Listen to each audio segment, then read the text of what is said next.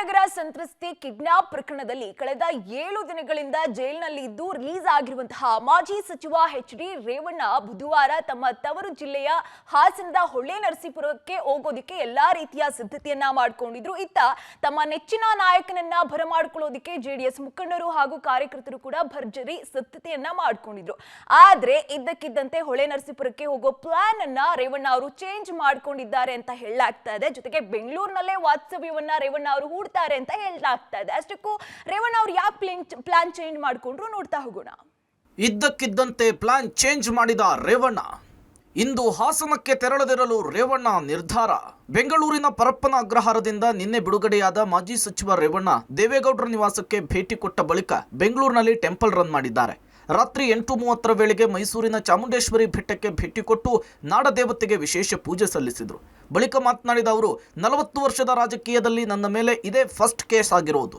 ನ್ಯಾಯಾಂಗದ ಮೇಲೆ ನನಗೆ ನಂಬಿಕೆ ಇದೆ. ತಾಯಿ ಚಾಮುಂಡೇಶ್ವರಿ ಏನು ಕರುಣೆ ತೋರಿಸ್ತಾಳೆ ನೋಡೋಣ. ಉದ್ದೇಶಪೂರ್ವಕವಾಗಿ ಮಾಡಿದರೆ ಅದನ್ನು ತಾಯಿಗೆ ಬಿಟ್ಟಿದ್ದೇನೆ ಅಂತ ಹೇಳಿದರು.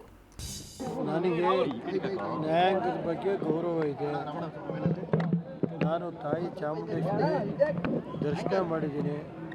ನನಗೆ ದೇವ್ರ ಮೇಲೆ ನಂಬಿಕೆ ಇದೆ. ರಾಜ್ಯದ ಜನತೆ, ನಾನು ಸುಮಾರು 40 ವರ್ಷಗಳ ಕಾಲ ರಾಜಕೀಯದಲ್ಲಿದ್ದೀನಿ. ನನ್ನ ಜೀವನದಲ್ಲಿ ಇದೇ ಫಸ್ಟು ನನ್ನ ಮೇಲೆ ಕೇಸ್ ಇರೋದು. ನ್ಯಾಯಾಂಗದಲ್ಲಿ ನಾನು ಇವತ್ತು ನಂಬಿಕೆ ಇದೆ. ನ್ಯಾಯಾಂಗ ಇವತ್ತು ಏನು ತೀರ್ಪು ಅಷ್ಟು ಬಿಟ್ಟರೆ ನಾನು ಏನು ಹೇಳಿಲ್ಲ. ಆ ತಾಯಿ ಚಾಮುಂಡೇಶ್ವರಿ ಏನು ಕರುಣೆ ತೋರಿಸ್ತಾಳೆ ಅದು ಅಷ್ಟು ಬಿಟ್ಟು ನಾನು ಏನು ಹೇಳಲ್ಲ ಸರ್. ನಾನು ಇವತ್ತು ನ್ಯಾಯಾಲಯದಲ್ಲಿ ಕೇಸ್ ಇರುವಾಗ ನಾನೇನು ಮಾತಾಡಿಲ್ಲ. ಇವತ್ತು ಬೆಳಗ್ಗೆ 9:30ಕ್ಕೆ ಹಾಸನಕ್ಕೆ ತೆರಳಲು ರೇವಣ್ಣ ಪ್ಲಾನ್ ಮಾಡಿಕೊಂಡಿದ್ರು. ಆದರೆ ಇದ್ದಕ್ಕಿದ್ದಂತೆ ಪ್ಲಾನ್ ಅನ್ನ ಚೇಂಜ್ ಮಾಡಿದ್ದಾರೆ.